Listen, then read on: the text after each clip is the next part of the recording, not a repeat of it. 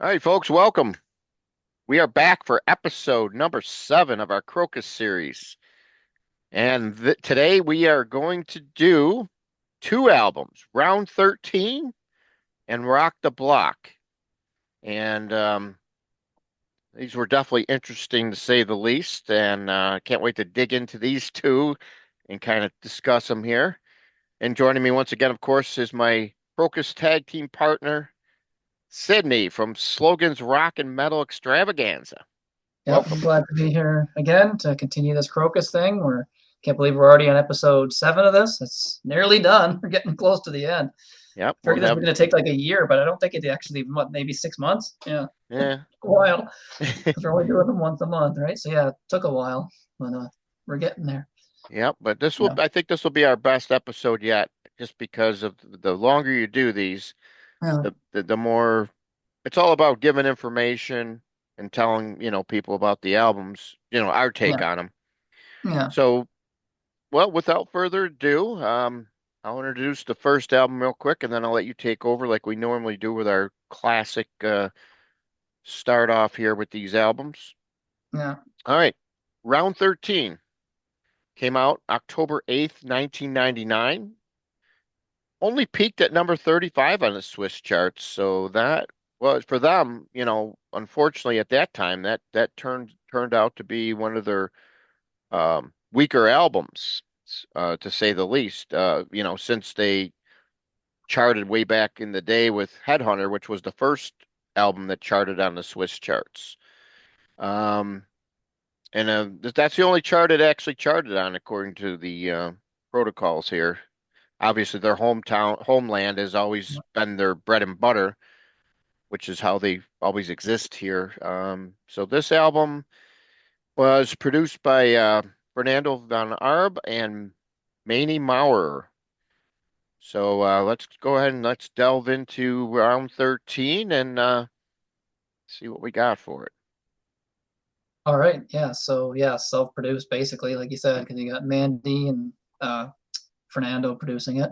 Interesting artwork. If you put the guys wrestling or whatever on the cover, it's not the best album cover at all. It's just kind of like what? It's very weird. A drawing of people fighting would have been better than the act. Like it's just so weird to me. But yeah. So a lot. This is like the CD age, right? So the albums were kind of getting longer here.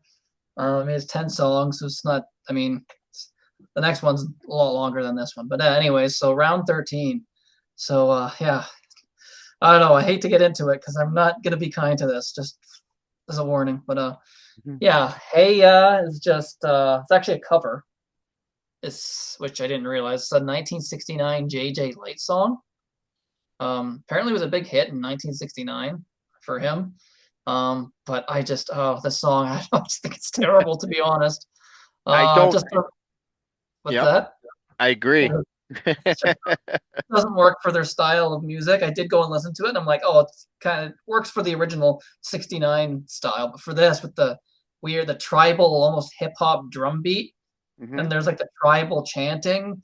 Then the song starts. Doesn't really get much better with that hey ya hey ya hey ya chant. It's just like oh my, it just doesn't suit their style of music. Well, I think you better start by telling everybody about the lineup for this album, because Okay, that's another yeah. reason why it's definitely Well, yeah. oh yeah, because Mark Storace was not here. You had Chris Lauper on guitars. I'm not sure what else he's done.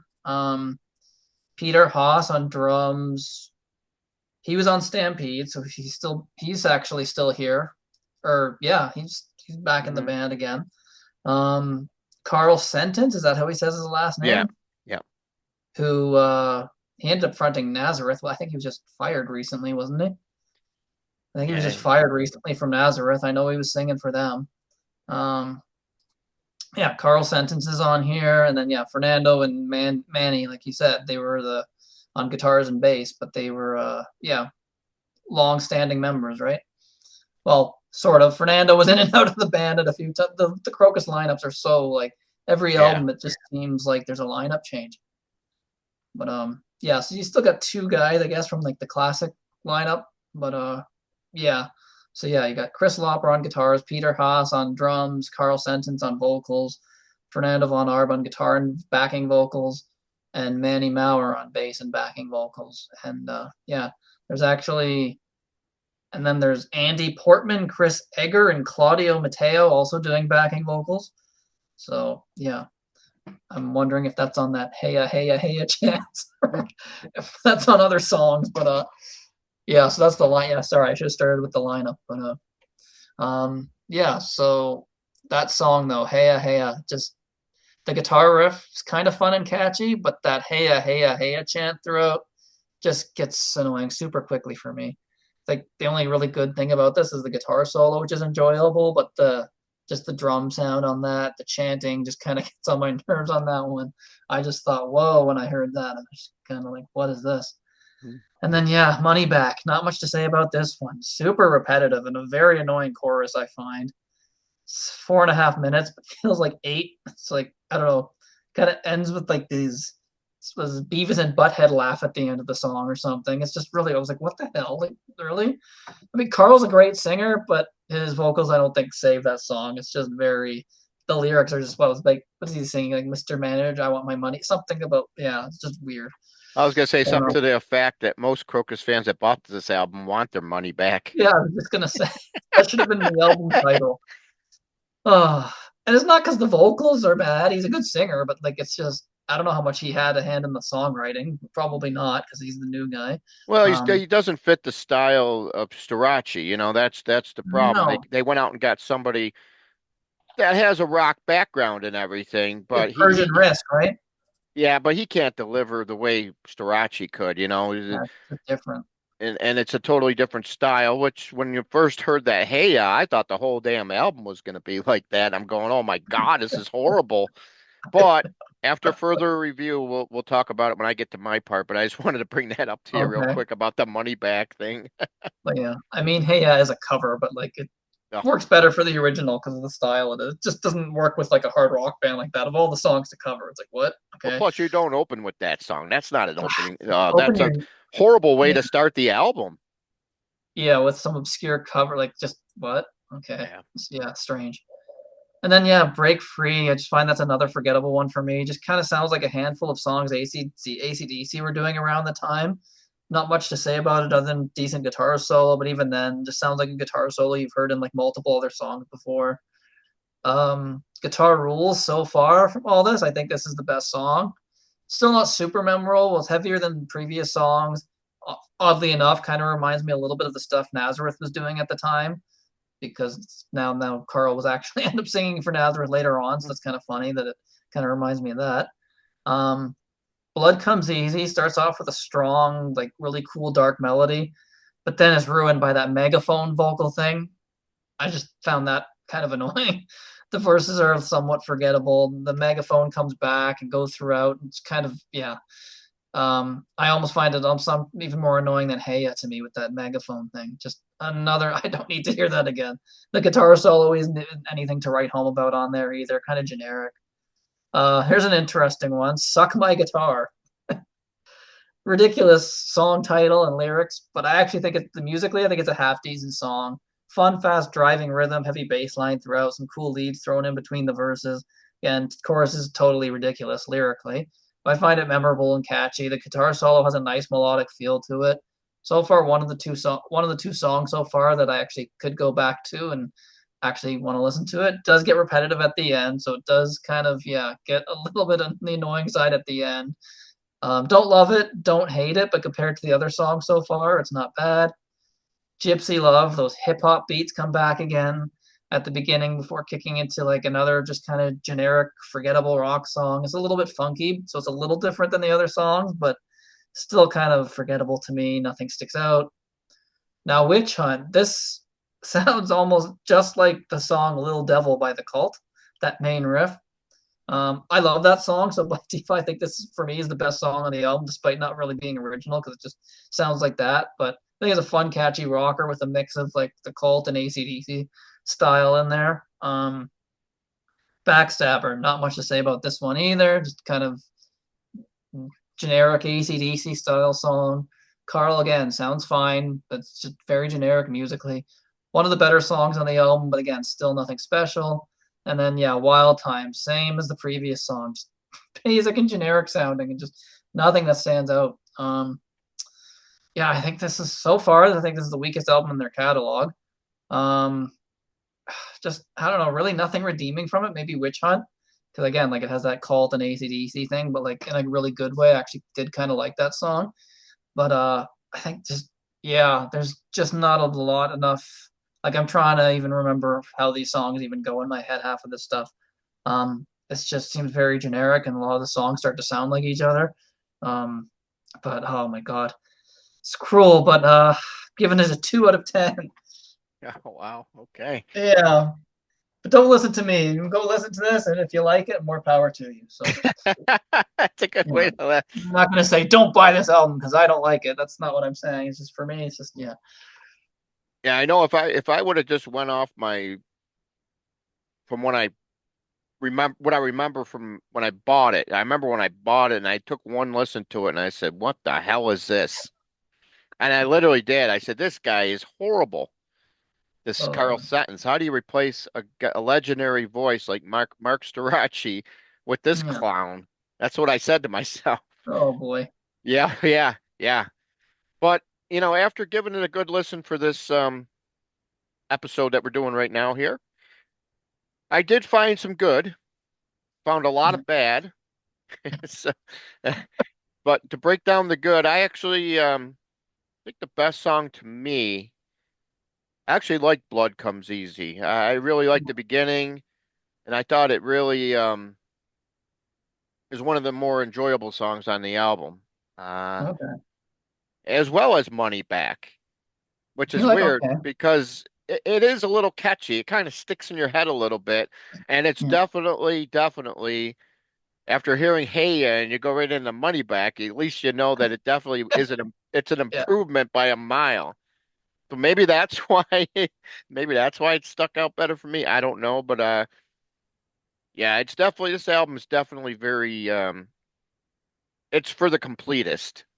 You have to be a Krokus completist to really buy it. Yeah. Sadly, no matter what Carl Sentence has done throughout his career and everything else, Krokus is just not his forte. There's actually a live video of him singing "Screaming into the Night" on YouTube if you ever get a chance to Okay. check it out. And yeah, I'm not saying it sucks, but it's definitely not Storace style, baby. Nobody can sing it Yeah. like him. Nobody. Yeah. Break Free was another one I thought was pretty cool. That's one I can deal with.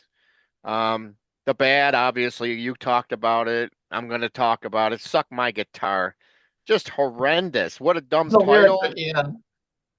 The Again, the I, guitar I thought I liked solo, it, but that's compared to everything else. I'm just kind of like I'm yeah, tolerating it, but yeah. the solo isn't bad, but Yeah. the Oh, good. lyrics to the song also suck. So not only does it suck, but it sucks my guitar. So, Oh my god. uh, See, I'm not a huge lyric guy, so it doesn't bother me too much. But yeah, if you're into like really good lyrics, what's that's your fuck my guitar? Come on, guys. yeah, that What? was totally dumb title. And then of course, hey, yeah, that song's gotten more attention than it We deserves, got to but do the chant. Come on. No, I'm kidding. No, we're not doing that. Go listen to it to yourself. You'll see what. Yeah. yeah, definitely a very weak album overall. Um, but there are a little bit of saving graces. It seems like the latter part of the album is stronger. I'll give it 3 out of 10. So it's not much better than what you gave it, but close enough. 5 out of 10 combined. Jesus. Damn. Oh yeah. All right, so Yeah. I don't know. that concludes that album. Let's get away from that one while we can. All right, so 2003, we see the light of a new Krokus album pretty early on, January 18th, pretty much right away in Wow. 2003. Rock the Block. It reached number one back in Sweden. So I think they could have released a CD of nursery rhymes and it would have went to number one compared to the last album. I think. And once people heard Storace was back, that was a sign of okay, let's buy Krokus again. And the album went gold, so that's proof of the pudding there. Wild. So that's all on the Swiss charts, obviously, because they never did anything on the U.S. charts Yeah. ever again. You know, sadly. Um, Hmm. so this one was produced by a bunch of people. Fernando once again, Dominique Favaz, Patrick Yeah. Eby. And the interesting thing on this one is the first time I've ever seen it where they actually say that the vocals were produced by somebody else. And Huh. says the vocals are produced by Mark Storaci. He produced his own vocals, which is probably why it sounds so damn good, I think. Oh man. I mean, I think it's one, you know, it's not the kind of Krokus album that uh, like back in the Blitz era or Headhunter where he's really got that fierce No. voice going, but it's definitely a welcome from the last album, and he's singing pretty good. The songs just Yeah. don't always have that razor sharp Yeah. production and things that they had back in the early to mid 80s. So yeah, go ahead and take your way on Rock the Block. See what you think of this one. Yeah, like, that's a weird lineup too, because you got Bark's back, Fernando's there, but then Tony Castell. So you got a different bass player now. No, he was on Stampede. I'm sorry, he was on Stampede as well. So this is like the Stampede lineup, right? Basically, for the most, well, sort of with Mark on vocals, but then yeah, Fernando's back to guitar instead of bass. Tony's on bass. Patrick Abbey on drums. So I don't know what he was did, but again, never-ending lineup changes, but Mark always kept Yeah. coming back. Yeah. Just I don't know what four or five, like four times he was left and came just all over the place with this lineup. Um, yeah, even Dominique Favez. Yeah, I guess this was his first album with Krokus. He's on actually one of the other ones we'll be talking about. But yeah, interesting. I'm looking at other bands that they've been in. But yeah. So, anyways, Rock the Block. Like you said, the return of Mark Storaci. I do think his vocals sound phenomenal. I don't think he missed a step on here. Um, but as for the songs, yeah. So, Mad World. Again, not much to say about this one. Sounds like a generic AC/DC sounding song. Tar solo isn't much to write home about. Mark just sounds great throughout. His voice held up well. But yeah, the song is just kind of forgettable to me.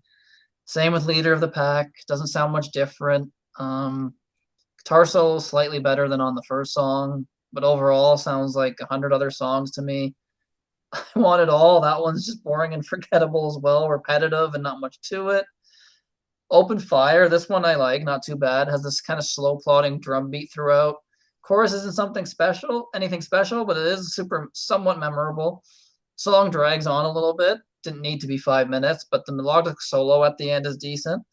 Um, again, One for All, back to sounding like a poor man's easy. Just not to say much about this one. Repetitive, drags on a little bit despite being under 4 minutes. Looking for America, another forgettable one. Generic riffs, guitar solos, and drumming. Nothing really to say about this. I think they're missing. Oh my God, I think they're missing Chris Von Rohr and like the like to me he was Krokus. He kind of held them together. I find. I mean, even though he kept leaving too, but he was like their principal songwriter on most of the stuff for the most part. But I think they're missing Chris and even Manny Mauer's guitar parts on here. I don't know. Go My Way, same as pretty much every other song so far. It's kind of like we've heard this song already 3 times on the album. Same with Hot Shot, just a little bit kind of forgettable until the one part of the song near the end with this cool bluesy solo kicks in and just the bass and drums playing along to it, and then Mark singing Hot Shot. Other than that one section of the song, just kind of bland to me. Um, that's the thing. It's just so long. It's what 15. It's like 55 minutes too. Raise Your Hands, another song that sounds like half the songs on the album so far. Now, for me, Knights of the Snakes. For me, this is the highlight of the album. I think this one's a great one. Starts off with this cool riff that kind of goes back to the Headhunter sound for me. Overall, it has this dark, heavy sound throughout. It's different than all the other songs on the album. This one has a pretty great fiery solo and more in that style that I love from Krokus. Also ends with this really fast soloing, heavy bass and drumming before finishing off with the chorus one time. We really enjoyed the song, and I think so far it's like miles above everything else. Throwing Her China is just, you want to talk weird, like what? This one's complete kind of cringy and silly, just generic, boring rhythm to it too. That's a skipper. Throwing Her China is just silly. Will Rise starts off like a ballad, but like this kind of dark sound to it. Gets a bit heavy in the chorus, which is catchy and memorable. This one's got an excellent melodic guitar solo halfway through, ends with some leads being played behind the chorus before ending how it started with the quiet part. I think that's actually a really good song as well. So Will Rise and Knights of the Snakes were really good songs I found. But then again, Freedom I think is forgettable. Sounds a lot too much like a lot of the other stuff. But then Rock the Block, that's a great album closer, even though like this is the title track, but it's at the end. But I think it's actually a really good song. Friends, they're just high energy, fast, energetic song. Sounds like AC/DC, but like in a good way. Kind of has harkens back to like the Bon Scott era more than anything. So it kind of has that like older AC/DC sound to it. Just a great driving in your face heavy rock song. It's only 2.5 minutes, so it's kind of like quick, just get in there and get out. But like it's this great, really fast, high energy song. It's a great way to close the album. Um, Overall, better than the previous album, but still, I'd only give it about 3.5, 4 out of 10 for me. But it's just there's 15 songs, and for me, there's three great songs out of 15. It's just such a long album, so it's like 55 minutes, and I just find there was only like a few songs out of all these. Despite Mark being back in the band, the songs to me should have been so much better with him back in the band. But maybe I'll have a different take on it. So yeah, that's my review of that. Okay. Yeah, no, my let's put it this way. As soon as you put Rock the Block on right away, hits you right in the face. Welcome back, Mark Storace. What a great song Mad World is. It's definitely a Krokus song that out of the latter day Krokus, it's one of the best songs on anything post 1988 after the Heart Attack album. I Oh really yeah, like Mad World. Is it the best song on the album? Maybe. It definitely would be a contender. Um some reason I really like with the first I don't really get to a sleeper until I see Looking to America. That song doesn't really do anything for me. And where you said Night of the Snakes was good, I really am not a fan of that song. I mean, it sounds like a cool title. You figure it would be a highlight. It would be something good, but I don't know. I just didn't really like the chorus and I didn't really like the lyrics much at all. Not that they're cheesy, like some of their lyrics could be, but I don't know. I just didn't really like that song. It doesn't really fit the mode of the rest of the album, really. I think that's maybe why it stuck out for you because it was I think that's totally why I different. liked it. It was totally different from Yeah, everything else, I mean, when you make an album, if it's a concept album, that's one thing. But if you make yeah, a album, you want to kind of have the songs all kind of be but they belong together, kind of yeah, on an album, and I think that for the most part, a lot of these songs do. I think the songwriting on this album is light years ahead of Round 13 by yeah, a mile because you yeah, got, if you look at the credits on the Fernando and Mark pretty much wrote them all together, and there was a yeah. Tony wrote a couple with them, and Freedom Charles Stetler co-wrote that one with them. But yeah, the album kind of picks up again. Like you said, Hot Shot, Go My Way is cool. When I saw the title Open Fire, man, I'm thinking, oh, this has to be a really fast rocker, but it Oh, wasn't. But it was a pretty decent song. It just wasn't what I would have expected from Krokus. You hear a song title Open Fire, and you're thinking it's going to take you right back to the '80s day, or at least Open Fire by Y&T. yeah, That song totally kicks yeah, ass. You figure it'd be something along those lines, but unfortunately it wasn't.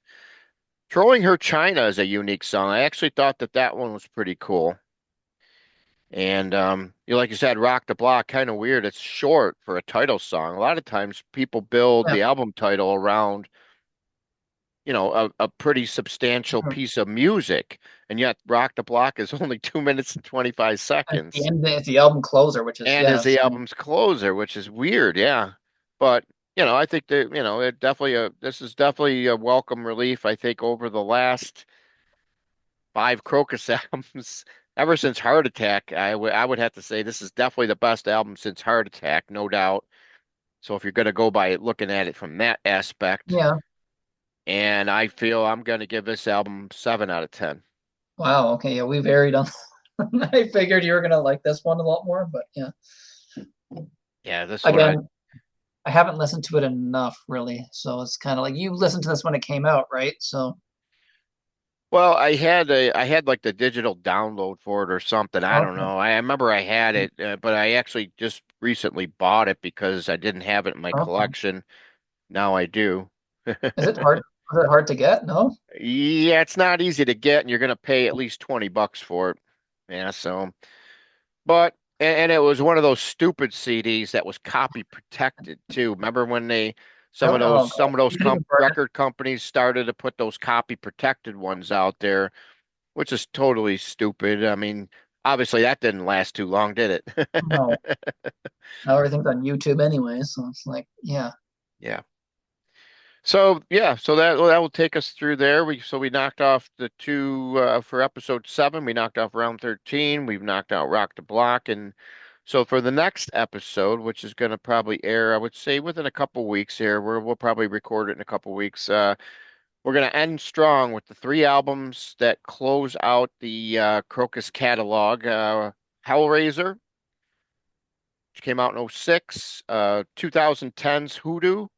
And we're going to end it with Dirty Dynamite, which technically is the last studio album of all new material. Obviously, they did come out with Big Rocks, which was a covers album, but so I don't like to count covers albums on my yeah, shows, unfortunately, because it's hard to pick out a lot of times, yeah. cover songs You're just as comparing it to the original, right? And that's all you're really doing. It's just yeah, like okay, yeah. I mean, let's be honest. Most times it you could probably do an episode on cover songs and yeah, who actually made the cover better than the original band.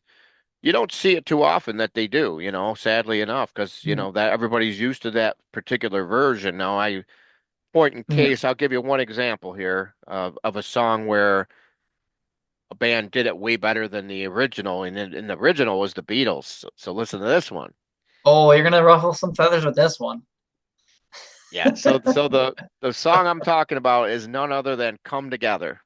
Okay. And there's no doubt Aerosmith knocks the Beatles out of the park on that one. Oh, I love that version. If you had to listen to them back to back, I don't know anybody in the world that can honestly say that the Beatles version is better. Oh, you're ruffling some. I've heard some. I've made that comment saying I love the Aerosmith version, and people are like, "No, you can't touch the original." I'm like, "What? Come on."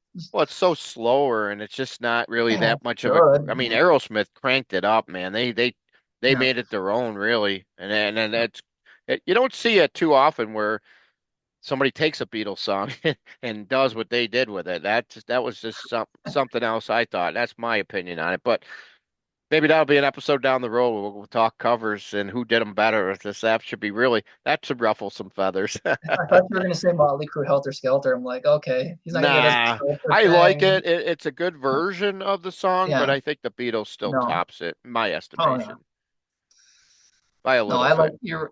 I agree with you on the come together thing. Honestly, it just sounds ridiculous, but again, being the age that I am, this music all came out before I was born anyway. So Yeah. I didn't realize that was like a Beatles. Like when I first heard that, I was just getting into music.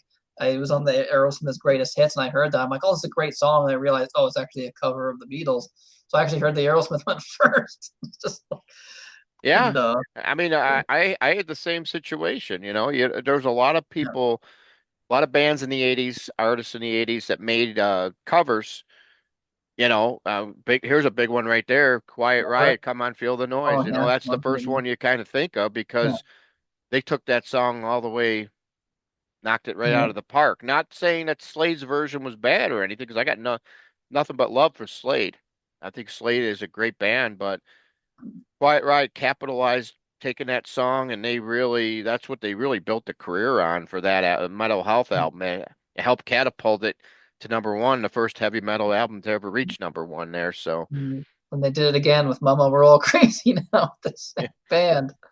yeah, just crazy. Yeah. Definitely. All right, well, that will conclude this episode here. You want to just fill in on people what to expect, what's coming up on your channel? Yeah. So Slogans Rock and Metal Extravaganza on this Saturday at 2 p.m. Eastern Standard Time. We're we just started this series last week, so every other week we're doing our top three albums from a specific year. Wasn't sure what year to start with. I ended up starting with 68. So this Saturday is going to be 1969. We got a full panel of six people doing our top three albums of 1969.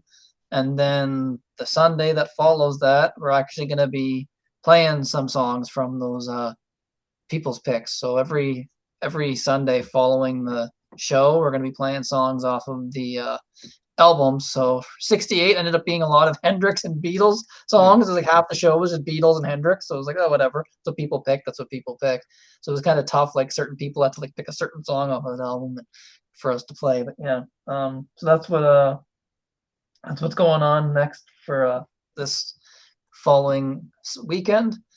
And then after that, we're continuing our Michael Schenker series. There's still like 48 albums to go through. It's just ridiculous. There's just so much stuff.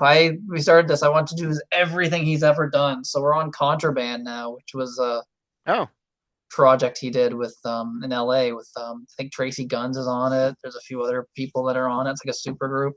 They did one album under Contraband. So yeah, that's what we're tackling next week. But then yeah, so I guess what 3 weeks from now. Yeah, about 3 weeks from now, you'll be on the channel. You'll be with us doing the top three albums of 1970. So yes. that'll be a fun one. So that's gonna be cool. Seeing what April people. I don't know what date is it. April April 14th, 18th. 18th. Okay, yeah. So around then, yeah. So we'll be doing that. So you'll be seeing Joey on my channel again. He's been on a few. Did Poison with me and our favorite songs from every Poison album. A few other shows. So yeah. So look out for that as well in a few weeks time from now as well. For you'll see both of us again on doing that with a few other people. Yeah, it's gonna be six of us, so that'll be fun. So yeah, that'll be fun doing our top three albums of the '70s or 1970. So Yes. Yeah, yeah, definitely at the turn of yeah.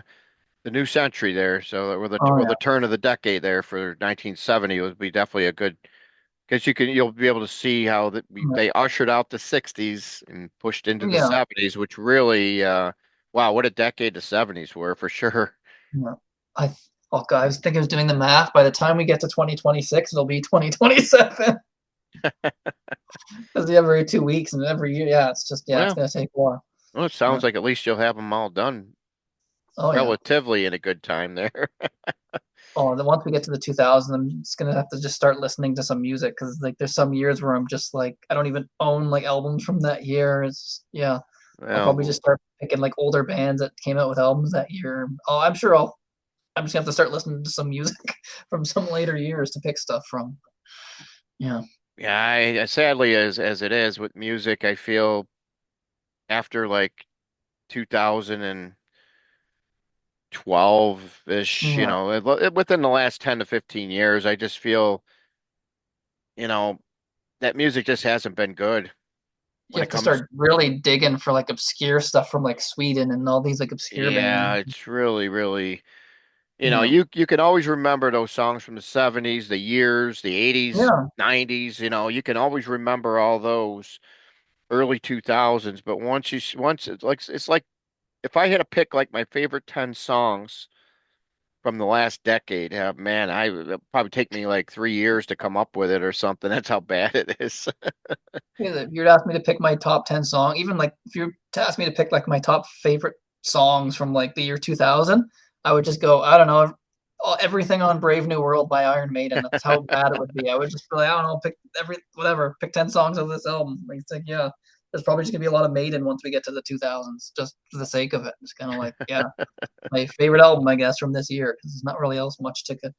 But yeah, yeah, that's what's coming up on the channel this weekend. It's 1969. So All right, sounds good.